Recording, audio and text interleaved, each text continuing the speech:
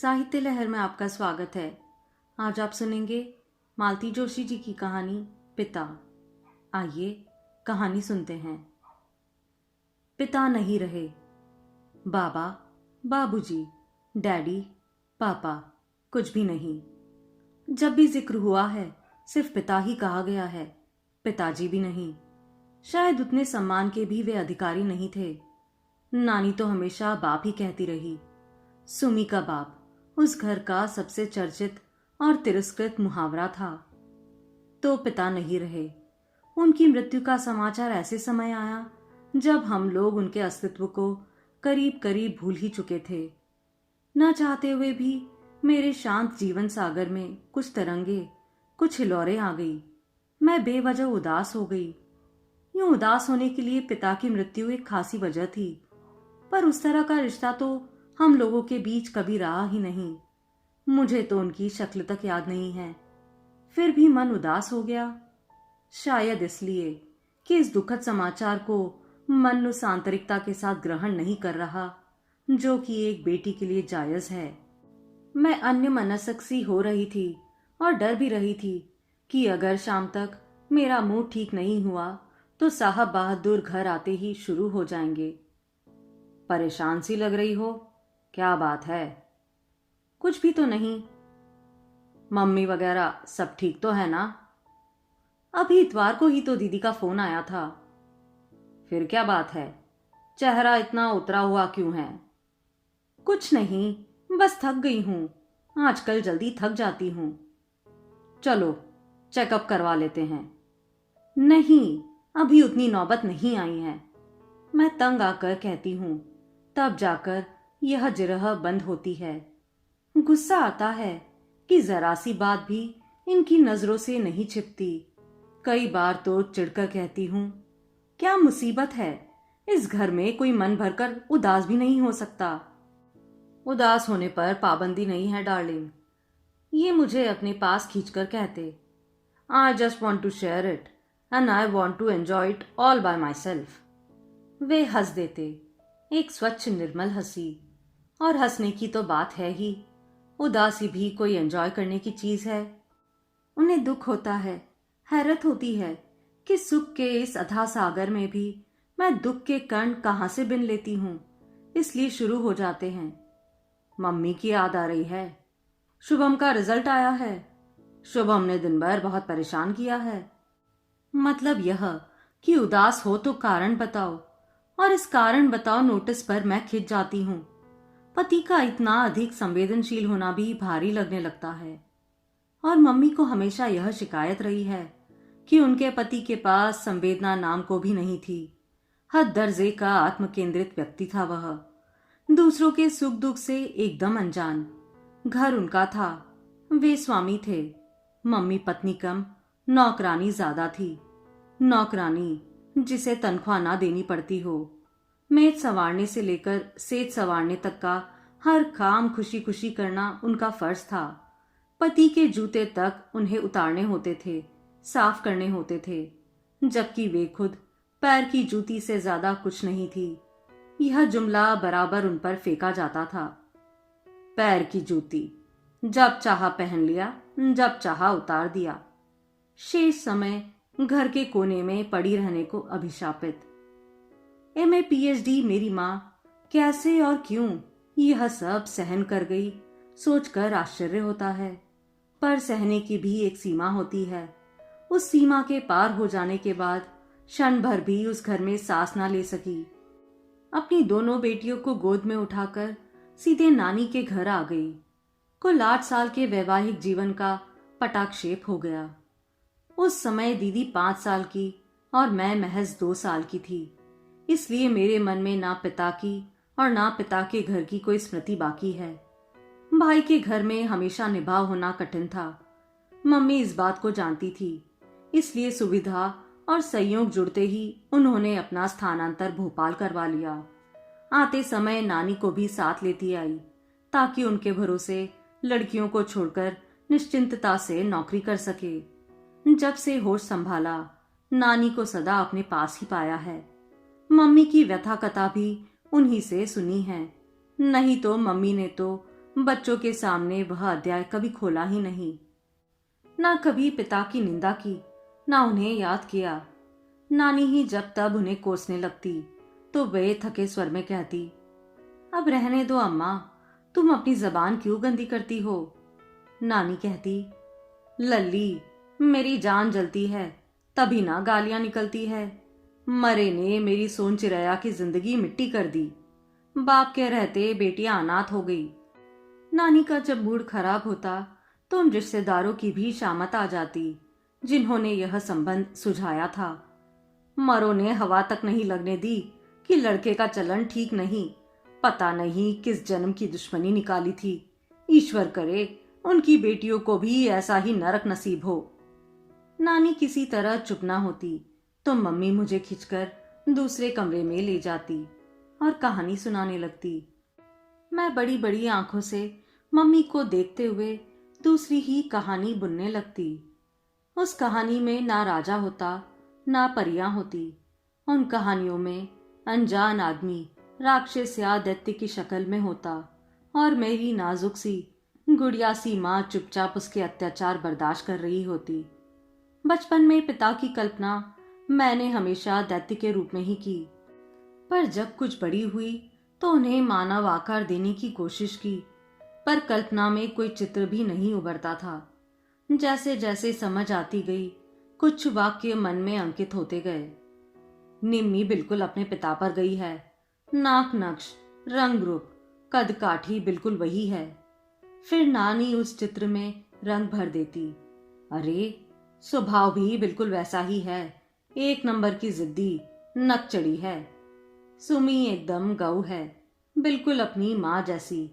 यही मरी तो हूबहू बाप का नमूना है। मतलब पिता ऊंचे, सावले, तीखे नैन नक्श वाले जिद्दी इंसान थे, जबकि मम्मी नाजुक सी, गोरी सी, सौम्य प्रवृत्ति वाली महिला थी। लोग कहते हैं ईश्वर जानबूझकर ऐसी जोड़ी बनाते हैं ताकि संतुलन बना रहे, दोनों एक दूसरे के पूरक हो जाएं। फिर इन लोगों की डिभी क्यों नहीं? क्या गड़बड़ हो गई? कभी कभी दीदी से मनुहार करती, दीदी बताओ ना, अपने पिता कैसे थे? तुम तो उस समय काफी बड़ी थी ना। दीदी अपने स्वभाव के विपरीत मुझे एकदम झिड़क देती, मेरा दिमाग मत चाटो, मुझे कुछ भी याद नहीं है, ना ही मैं इसकी कोई जरूरत महसूस करती हूँ। फिर धीरे से कहती, दूसरी बेटी पैदा करने के अपराध में उन्होंने मम्मी को जो अमानुषिक यातनाएं दी हैं, मुझे सिर्फ वही याद है। दूसरी बेटी मतलब मैं? हाँ, तुम। और प्लीज अब इस प्रसंग को यहीं समाप्त करो। दीदी दोनों हाथों से सिर पकड़कर कहती कि वह एक बुरा सपना था जिसे वे भूलना चाहती है। दोनों हाथों में सिर थामे दीदी मुझे बिल्कुल मम्मी की टू कॉपी लगती। मुझे कभी कभी बहुत दुख होता, मैं उन जैसी क्यों नहीं हूं, नाजुक, छुई मुई सी। नानी कहती, ताड़ सी लंबी हो रही है, दुल्हा कहाँ से आएगा इसके लिए? लेकिन आश्चर्य, दुल्हा मेरे लिए ही आया। दीदी अनब्याही रह गई। खैर, रिश्ते तो उनके लिए भी बहुत आए। लोग तो 5 कपड़ों में भी ब्याह कर ले जाने को तैयार थे, पर दीदी को विवाह के नाम से ही चिढ़ हो गई थी। बचपन के जो दृश्य दुखद स्वप्न की तरह उनके मन पर अंकित हो गए थे, उनसे वे कभी मुक्त नहीं हो पाई। डॉक्टर होते ही वे आगे की पढ़ाई के लिए अमेरिका चली गई और वहीं बस गई। दीदी के जाने के बाद मम्मी एकदम अकेली पड़ गई। कुछ तो नानी की मृत्यु ने भी उन्हें तोड़ दिया। दीदी के जाने के बाद तो एकदम ही गुमसुम हो गई। दीदी के साथ उनके अंतरंग संबंध थे, उस तरह से वे मुझसे कभी जुड़ नहीं पाई। शायद मुझ में अपने पति की प्रतिछाया देखती हो या कि मेरे स्वभाव में ही कुछ खोट रही हो, पर वे हमेशा मुझसे छिटकती ही रही। बल्कि उनकी अपेक्षा मैं नानी के अधिक निकट थी। नानी ने कभी सीधे मुंह बात नहीं की। नानी की मृत्यु के बाद मम्मी ही नहीं, मैं भी बिल्कुल अकेली पड़ गई थी। जीवन के उस सूनेपन को भरने में अजीत ने बहुत मदद की। यह सचमुच मेरा सौभाग्य था। जिस समय मन सहारे के लिए भटक रहा था, अजीत सामने पड़ गए, नहीं तो मैं किसी के भी कंधे पर सिर रखकर रोने पर अमादी थी। मुझे तो आज भी संयोग पर गर्व और आश्चर्य होता है कि उन दिनों अजीत से मुलाकात हो गई। एक दिन मम्मी से परिचय करवाने के लिए मैं उन्हें घर ले आई थी। मैं चाय बनाने भीतर आई तो मम्मी भी मेरे पीछे पीछे चली आई। बोली, निम्मी, यह लड़का तुम्हारा मित्र ही है या और भी कुछ है? अभी तो सिर्फ मित्र ही है, बाद में शायद और कुछ या बहुत कुछ बन जाए। वे पुनः बाहर जाकर बैठ गई और चाय के दौरान उन्होंने बहुत सहज भाव से कहा, अजीत, नमिता ने शायद तुम्हें बताया होगा कि मैं और उसके पिता वर्षों से अलग हैं। उसके जहन में तो शायद उनकी कोई तस्वीर भी नहीं होगी, क्योंकि उस समय वह बहुत छोटी थी। नमिता ने मुझे कुछ नहीं बताया, शायद कभी जिक्र ही नहीं चला। और आप भी मुझे यह सब क्यों बता रही हैं? इससे क्या फर्क पड़ता है? फर्क पड़ता है। इस सत्य को जब तुम जान लोगे तब तुम्हें उसे समझने में आसानी होगी। तुम्हें शायद पता नहीं है कि जो बच्चे सिंगल पेरेंट द्वारा पाले जाते हैं थोड़े अलग होते हैं। वे ज्यादा भावुक, ज्यादा संवेदनशील, ज्यादा गुस्सैल या ज्यादा जिद्दी होते हैं। इसलिए अगर नमिता के स्वभाव में तुम्हें कुछ अस्वाभाविक लगे तो जरा सब्र से काम लेना, उसकी बैकग्राउंड समझने की कोशिश करना। मम्मी के इस आग्रह को हम दोनों ही समझ नहीं पा रहे थे। सब कुछ बड़ा अप्रासंगिक लग रहा था, पर बाद में उसकी सार्थकता समझ में आई। मम्मी जान गई थी कि यह रिश्ता बहुत दूर तक जाएगा, इसलिए भूमिका बांध रही थी। जैसे ही अजीत की ओर से प्रस्ताव आया, उन्होंने फौरन हाँ कर दी। वे मानसिक रूप से अपने को तैयार कर चुकी थी। उन्होंने दीदी की शादी का जिक्र भी नहीं छेड़ा। अजीत के माता पिता से भी उन्होंने कोई बात नहीं छिपाई, बल्कि उनसे कह दिया कि मेरी बेटी का यह पक्ष कमजोर है, कृपया इसे लेकर कोई तानाकशी ना करे, नहीं तो वह सहम जाएगी। अजीत तो सज्जन है ही, उनके माता पिता भी बड़े गंभीर किस्म के हैं। शादी में मेरे पिता की अनुपस्थिति को उन्होंने नजरअंदाज किया। रिश्तेदारों ने कानाफूसी की भी होगी तो पता नहीं, मुझ तक कोई बात नहीं पहुंची। विदा के समय सभी माएं अपनी बेटियों को सीख देती है, मेरी माँ ने भी दी। कहा, निम्मो, अब थोड़े अपने स्वभाव को मोल्ड करो, अपनी जुबान पर काबू करना सीखो। मैं तो औरत थी, फिर भी सह नहीं पाई। अजीत लाख सज्जन है, पर पुरुष है, उसके सब्र की परीक्षा मत लेना। शुभम के जन्म पर मुझसे भी ज्यादा मम्मी खुश थी। चल, तूने एक लड़ाई जीत ली। कैसे? कम से कम बेटी जनने का दोष तो तुझ पर नहीं लगेगा, और मैं भी एक तरह से बरी हो गई। नहीं तो कहने को हो जाता, माँ की कोख में भी बेटियां ही थी, बेटी भी इतिहास दोहरा रही है। उस समय मैंने जाना कि इस लांछन का घाव उनके अवचेतन में अभी ताजा है। 2 साल पहले एक फोन आया था। दीदी उन दिनों यूएसए से आई हुई थी। उनसे मिलने मैं भी मम्मी के पास पहुंच गई थी। फोन मैंने ही उठाया था। हेलो, कौन? सुम्मी बोल रही है? जी नहीं, मैं निम्मी हूं, नमिता। मैं तुम्हारा गोविंद चाचा बोल रहा हूं। तुम तो शायद पहचानोगी भी नहीं। सुमी होती तो पहचान लेती। जरा अपनी मम्मी को फोन देना। मम्मी कॉलेज गई हुई थी। मैंने दीदी को पकड़ा दिया। कोई गोविंद चाचा है? दीदी का चेहरा एकदम तन गया। बड़ी ही रूखी आवाज में उन्होंने कहा, यस, सुमिता हियर।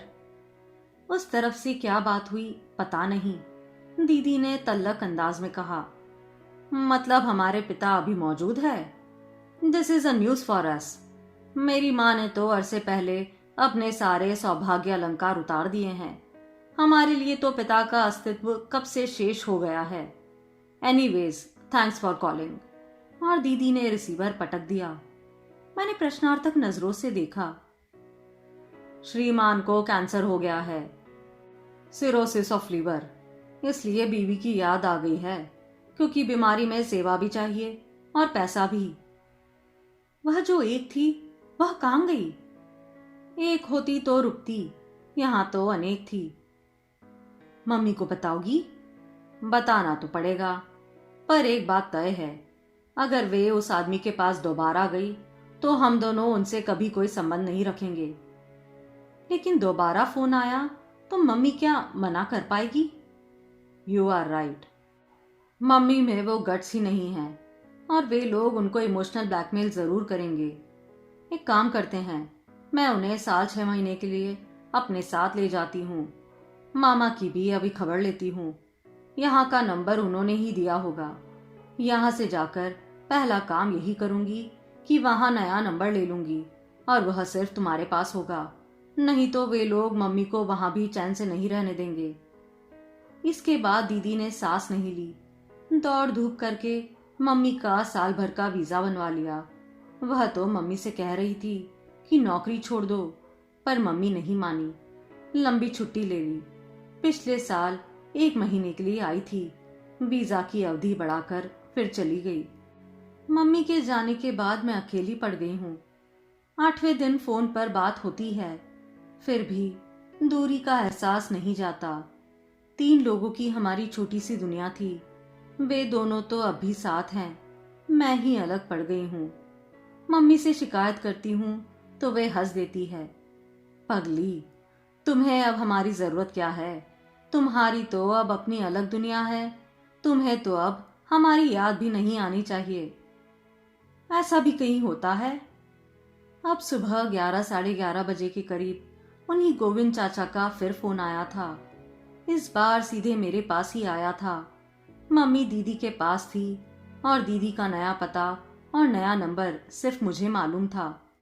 पिछली बार की तरह इस बार भी इन्होंने मामा से बात की होगी, वहीं से मेरा पता और नंबर लिया होगा। मैं तुम्हारा गोविंद चाचा बोल रहा हूँ, पहचान रही हो ना? जी, एक खबर देनी थी। कहिए। तुम्हारे पिता नहीं रहे। चाहती तो दीदी वाला जुमला फिर से उछाल देती, पर इच्छा ही नहीं हुई। इस खबर पर कोई प्रतिक्रिया व्यक्त करने का मन ही नहीं हुआ। निम्मी, सुन रही हो ना? जी। तुम्हारी मम्मी को खबर करनी थी। तुम्हारे मामा जी के पास सुमी का नंबर नहीं था। भाभी शायद वही हैं।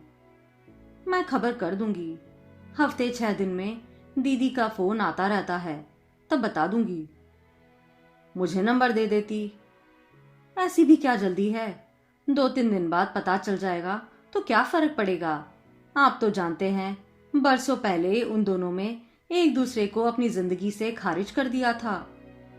खैर, मैं तो अपना फर्ज अदा कर रहा था, आगे तुम्हारी मर्जी। वे रिसीवर रखने को थे कि मैंने तपाक से कहा, आपका फर्ज क्या यहीं तक सीमित था? मतलब? जिस तत्परता से आपने अपने भाई की बीमारी और अब मृत्यु की खबर पहुंचाई है, उसी तत्परता से कभी आपने हमारी खोज खबर ली होती? आपके खानदान की बेटियां थी हम, कभी पता तो लगाया होता कि हम कैसी हैं, कहाँ हैं, पढ़ लिख रही है या मामा के घर में खट रही हैं, शादी हो गई है या कुंवारी बैठी है। अब चाचा होते हैं ना हमारे, फिर कभी तो हमारा ख्याल किया होता। सिर्फ ख्याल करने से क्या होता है, कोई संपर्क सूत्र तो हो। और फिर जिस दम से ये सारे रिश्ते थे, जब उसी ने किनारा लिया तो हम तो पराए ही थे। एग्जैक्टली। और अब तो वह महीन सा रिश्ता भी खत्म हो गया, इसलिए गुड बाय। मैंने रिसीवर इतनी जोर से पटका कि उन्हें पता चल गया होगा कि मेरे मन में कितना आक्रोश है। गुस्से से मेरे आंसू निकल आए थे। जिंदगी भर तो कभी सुध नहीं ली कि ये लोग जीती हैं कि मरती है, और अब 13वीं का निमंत्रण भेज रहे हैं। गुस्सा सिर्फ उनके ऊपर ही नहीं था, अपने पर भी था। उनसे इतनी बात करने की जरूरत ही क्या थी? दीदी ने कितनी ग्रेसफुली उन्हें एक ही बार में निपटा दिया था। मुझ बेवकूफ को अपनी बड़ास निकालने का यही मौका मिला। मेरे आक्रोश के पीछे से झलकता मेरा उदास, एकाकी, निरानंद, अभावग्रस्त बचपन उन्होंने जरूर देख लिया होगा।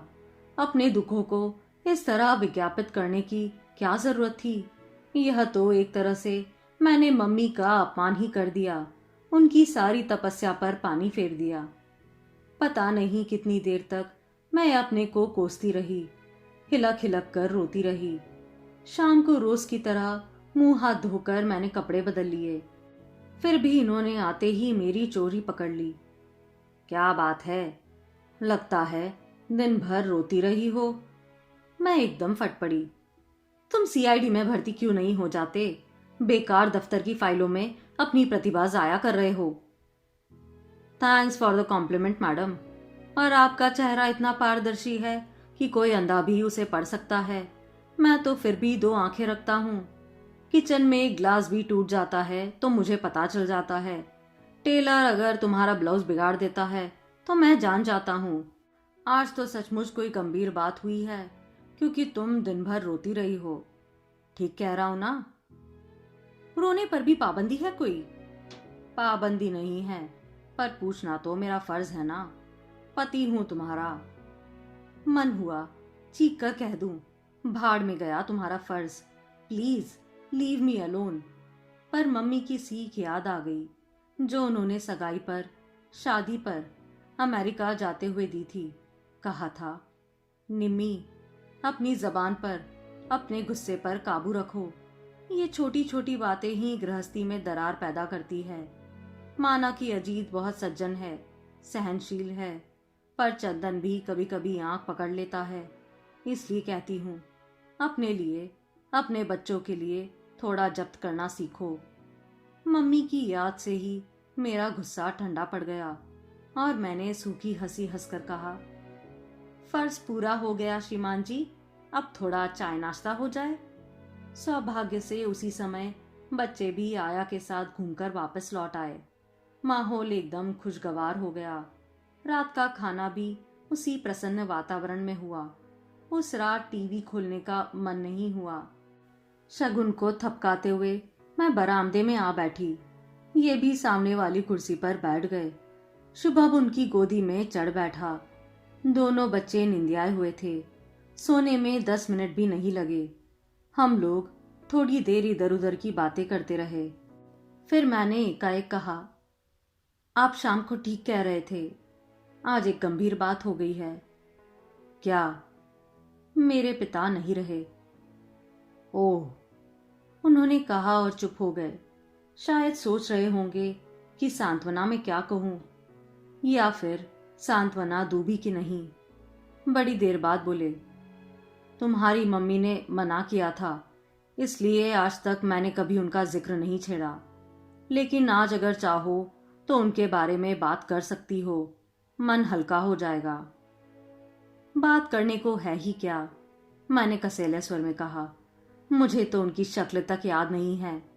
कुल जमा 2 साल की तो थी मैं जब मम्मी ने घर छोड़ दिया था।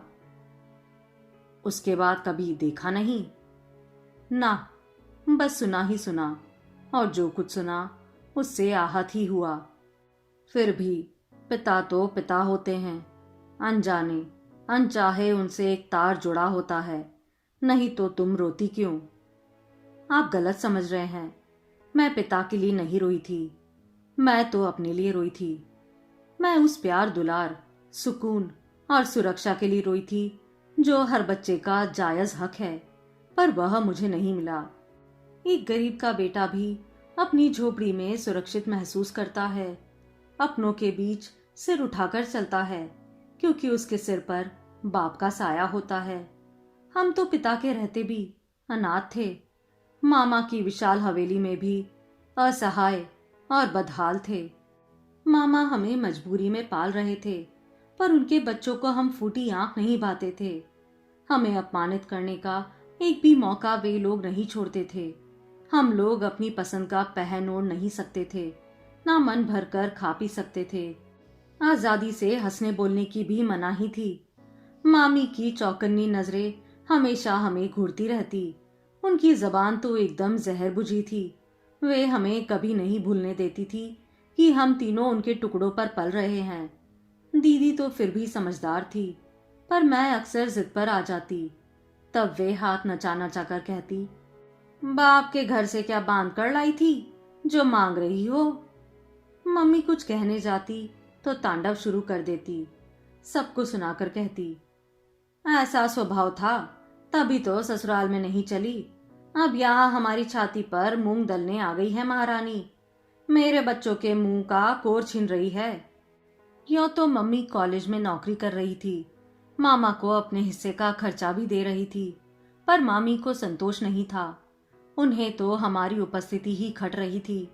नानी एक ही शहर में दूसरा घर लेने की इजाजत नहीं दे रही थी। हार कर मम्मी ने बड़ी मुश्किल से अपना ट्रांसफर भोपाल करवा लिया। लड़कियों का साथ था, इसलिए बेटे का महल छोड़कर नानी भी हमारे साथ आ गई और आखिरी दम तक यहीं रही। लेकिन अपना खर्च बराबर बेटे से लेती रही। कहती, अब आखिरी समय में बेटी की कमाई क्यों खाऊं? उनकी इस बात के पीछे रस्मो रिवाज थे या बेटी की मदद की आकांक्षा, कौन जाने। नानी ना होती तो हम लोगों का पता नहीं क्या हाल होता। मैं उन्हें बड़े मनोयोग से अपने बचपन की कहानी सुना रही थी।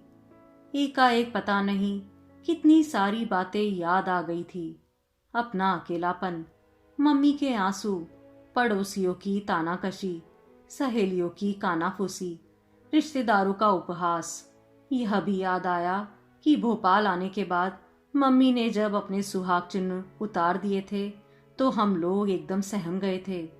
उनका रूप देखकर नानी तो एकदम बिदक गई थी। मम्मी ने शांत भाव से कहा था, अम्मा, लोग तरह तरह के सवाल पूछते हैं, किस किस को अपना इतिहास सुनाती फिरूं। लड़कियां भी परेशान होती है। वैसे भी ये चीजें मेरे सौभाग्य की नहीं, दुर्भाग्य की प्रतीक है। करवा चौथ या तीज पर भी मम्मी व्रत नहीं रखती थी। नानी को उन्होंने समझा दिया था, अम्मा, मैं तो एक ही जन्म में भरपाई हूँ। जन्म जन्मांतर तक ऐसे पति की कामना तो मैं बिल्कुल नहीं कर सकती। बेतरबी से सारी बातें जैसे जैसे याद आ रही थी मैं सुना रही थी। वर्षों से मन में संचित गुबार लावे की तरह बह निकला था। बिल्कुल रीत जाने के बाद मैं निस्पंद सी कब तक बैठी रही मुझे पता नहीं। कब उन्होंने शुभम को सुलाया, कब शगुन को मेरी गोद से उठा लिया, कब वे उठकर चले गए, मालूम नहीं पड़ा। हाथ मुंह धोकर जब मैं बेडरूम में पहुंची तो देखा, एक बाह पर शुभम और एक बाह पर शगुन को लिए वे सो रहे थे। दोनों बच्चों ने अपनी बाहें पापा के गले में डाली हुई थी। नींद में भी दोनों बच्चे एकदम संतुष्ट और आश्वस्त लग रहे थे। मैं उन्हें देखती रही। क्षण भर के लिए अपने ही बच्चों से मुझे ईर्ष्या हो आई। विधाता ने मुझे इस सुख से वंचित क्यों रखा? फिर से मन में जैसे एक भट्टी सी सुलग गई, पर मैंने जब्त कर लिया। मुझे अपने आप पर ही शर्म आने लगी। छी, कोई अपने बच्चों से ही जलता है कभी? सो गए क्या? मैंने हौले से पुकारा। वे आंखें खोलकर मुस्कुराए। मैं तो नहीं सोया, पर मेरे ये दोनों हाथ सो गए हैं, जरा मदद करोगी? मैंने बच्चों को अलग करना चाहा तो उन्होंने पापा को और कसकर पकड़ लिया। नींद में भी वे अपनी पकड़ ढीली नहीं करना चाहते थे। मैंने अजीत के दोनों हाथ बच्चों के सर पर रखकर कहा, आज मुझे एक वचन दोगे प्लीज? क्या? मैं चाहे कितनी भी गलती करूं, पर उसकी सजा तुम मेरे बच्चों को मत देना। अगर बर्दाश्त से बाहर हो जाए तो मुझे छोड़ देना, पर इन बच्चों पर अपना हाथ हमेशा बनाए रखना। प्रॉमिस? प्रॉमिस, उन्होंने कहा और मुझे भी अपनी बाहों में भर लिया। आप सुन रहे थे मालती जोशी जी की कहानी पिता।